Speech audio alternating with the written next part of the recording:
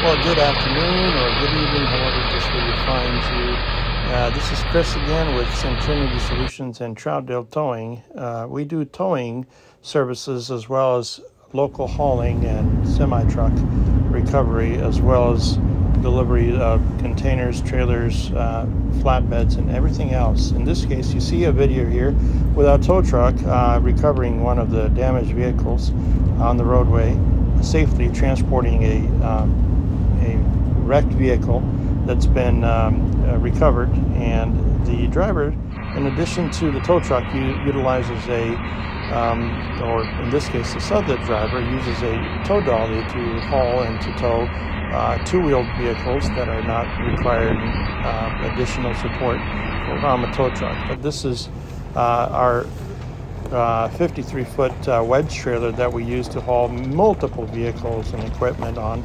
This 53-foot wedge trailer has been handy on many occasions, hauling across the country, coast to coast. But in most cases, our tow division is locally based and will only haul local vehicles within 50 to 150 mile radius of our office. This is a particular tow truck operation here that we conducted at night, and we recovered this vehicle, or we actually towed it to a service shop or a locksmith repair service, as you see here in this following video. Hey guys, it's Chris with Centrinity Solutions and Troutdale Towing. We got this this vehicle here tonight. We ended up bringing it over here to Gresham Locksmith.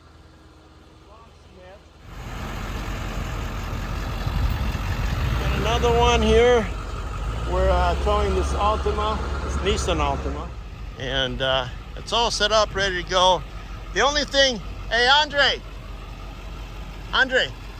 the only thing is I see is the electrical cable is dangling a little low, as you can see.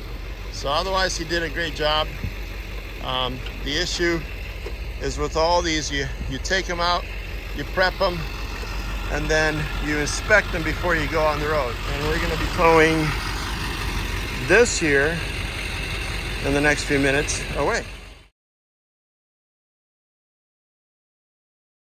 Okay, here we are bringing this unit from Copart in Southern Oregon up to LKQ, and Andre there, he is good driver.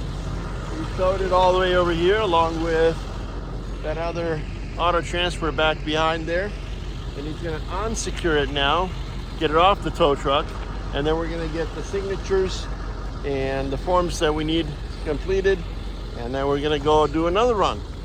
Towing cars is nothing like, pulling a semi or a trailer, because you got to do a lot of hands-on stuff. You got to use your hands. You got to untie straps, put light bars on, secure the loads. You got to climb up there on the wedge trailer, on the flatbed or whatever it is. You got to, maneuver the wheel lift or the rollback. It's a little different. So we got the hitch disconnected. He's going to secure it back on there with chains so it does not come loose. Because the brackets on the outside, these are brackets here that hold the wheel lift itself. They come loose. They spread up wide, so that way it could wrap around the size of whatever vehicle you're pulling. But in transit, those things need to be secured. Unlike the Stingray wheel lift, this is more of an old school style, and so we got to make sure that everything is secured. These wheel brackets go back in the truck, as you see him putting them over there, and then secured properly, and then used for next time. We're gonna secure them in the back so that way they don't come out. But the idea is that you need those in order to lift any wheel. Now he's gonna try to get this thing out of the way without touching the bumper. Yeah. Perfect, right there. Yeah. And so we're done with this load. We're going to inventory this truck. This has been delivered. He's going to move the tow truck, and then we're going to go on to the wheel lift. The only thing left now is to inventory this unit for super dispatch and then release it. Here we have a particular vehicle being delivered by our operator there with the 53-foot wedge trailer. He is going to be receiving a unit which the tow operator or the actual loader will be loading up. This black Jeep that you see here is being loaded onto the 53-foot wedge trailer carefully by the operator of this forklift.